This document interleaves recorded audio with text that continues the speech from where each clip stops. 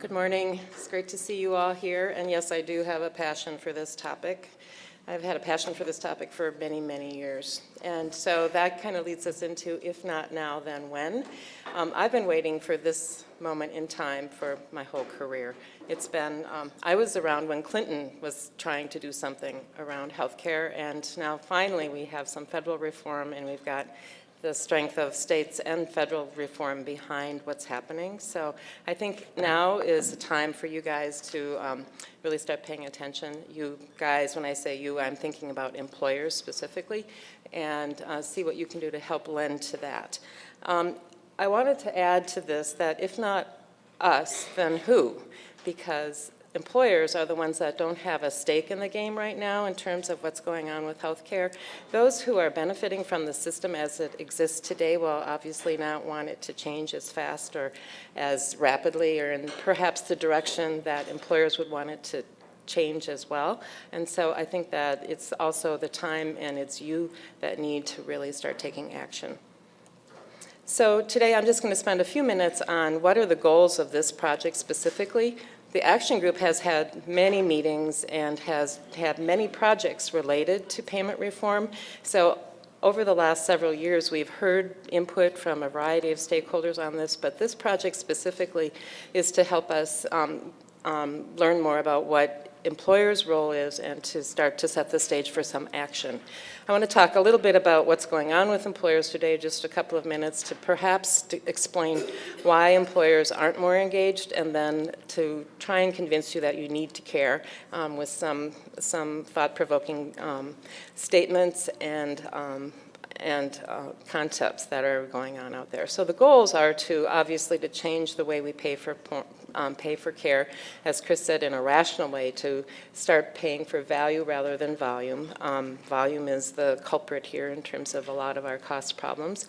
And we want to assess the current level of understanding of employers out there. So we've conducted interviews and surveys, and we also have, I think for those of you who are benefits specialists, the opportunity to contribute to that survey here, and we'd love to hear from you on some of the questions that we're asking to understand where you're starting from, to engage you and to motivate you to act on changing the payment models in Minnesota and nationally, to identify what are the questions. So once you learn a bit more about this, and Michael makes you experts in healthcare reform, what are the questions that you want to ask of your health plans and providers? What are the concerns that you actually have?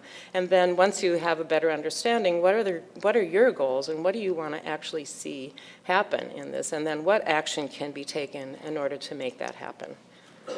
So I put this slide in because I wanted you to see that that big orange spot there is private insurance. That's you guys. It's bigger than Medicaid and Medicare together. This is the spending. These are the dollars that are being spent in Minnesota in 2010.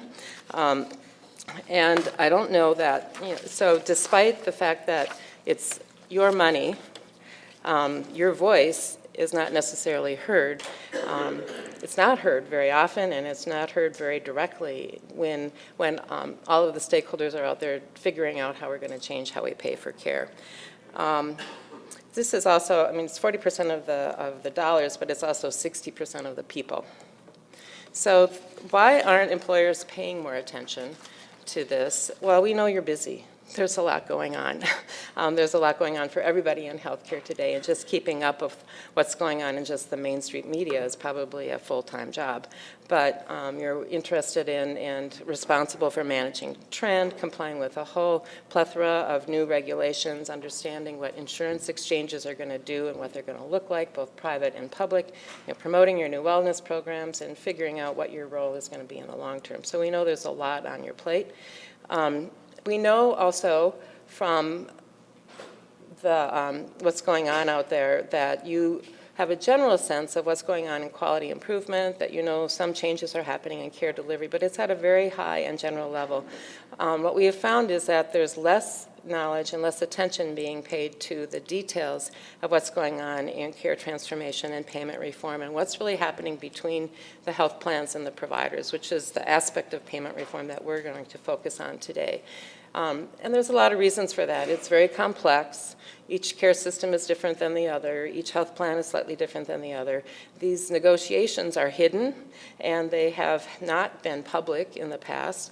And they also vary from provider to provider, plan to plan, market to market. So I don't know how any employer would manage to keep track of all of this and understand what's going on in any level of detail. But there are some aspects of it that we think you need to pay attention to.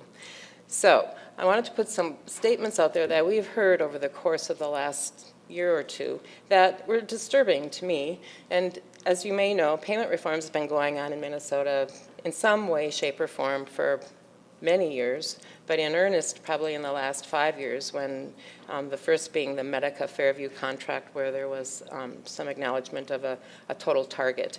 And since then, more and more contracts have been laid out there. But we have heard from one primary care clinic that the payment that they get for quality and shared savings is not nearly enough for them to invest in care models, in new care models. They get this payment after the fact. They don't know how much it's going to be. And it doesn't really provide them with the kind of new money that they need to invest in infrastructure and technology that could help them do e-visits or web visits or do other sorts of things.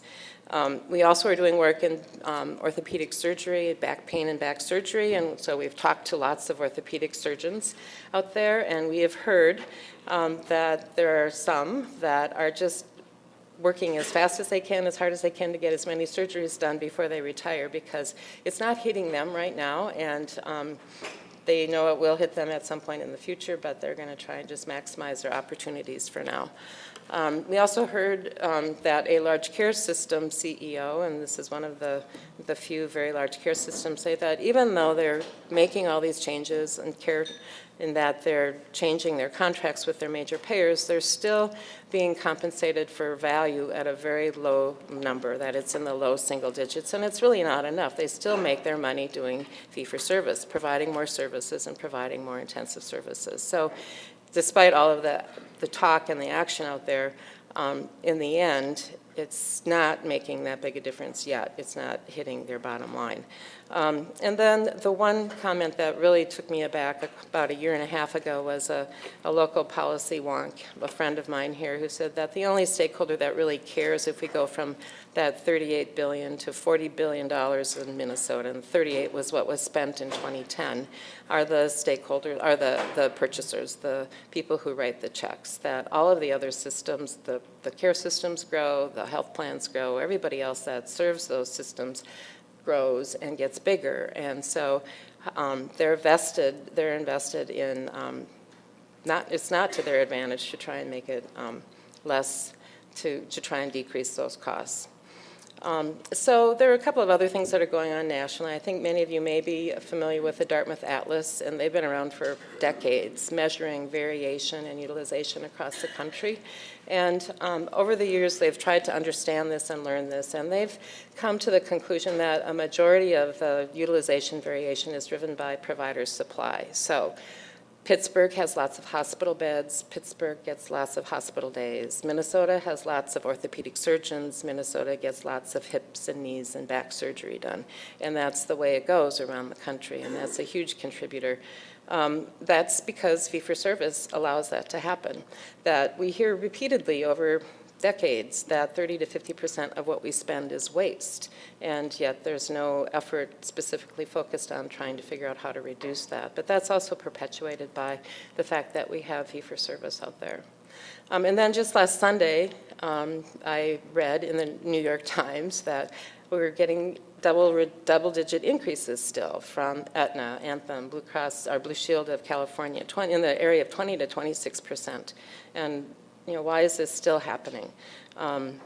Despite the fact that last Monday there was a newspaper article that said we've had the lowest trends in the last 3 years since we've been measuring healthcare inflation. So why is it that we're still seeing these huge increases? And I would say, and I would contend, that it's easier for the health plans to just kind of pass along these costs to you, to not invest in what it takes to figure out how to change the payment models, to not invest in the political investment that it takes to change their relationships with providers, and that it's a very difficult thing for them to do unless employers collectively have some voice in this and make a change and tell them that they're either going to walk or they're going to do something or hold them accountable in some way to make these changes in some way that's visible and transparent to them. So, and another reason to make a change right now is that the federal government and the state governments are all marching down this path. And you may have read that recently that some hospitals are getting dinged for readmissions. So they're losing some revenue already in this. Where do they think they're going to make that up if they feel like they have to make that up? Well, who isn't dinging them for readmissions right now? It's the commercial population. And so in order to have those kinds of cost shifts occurring, I think employers need to jump on the same bandwagon and get aligned with the payment models that are going on with the public purchasers at this point in time. So our goal for you today is that you know enough to know what you don't know. We've found that in many cases employers they know something's going on, but they don't even know enough to ask questions. So we want you to get past that point and that you can begin to raise some questions to help us understand what are your questions so that we can in turn go to the health plans and the providers and get some answers to those questions for our next workshop, which is February 8th. We hope you all plan on coming to that. And then we really want to begin to define the employer's role and what is it that employers can do. We do believe that you can have an impact collectively and that we need to really get you energized to take action on this. So with that, I will turn it over to Michael and have him turn you into experts on payment reform. And then we can come back and learn a little bit more and talk about what your role should be.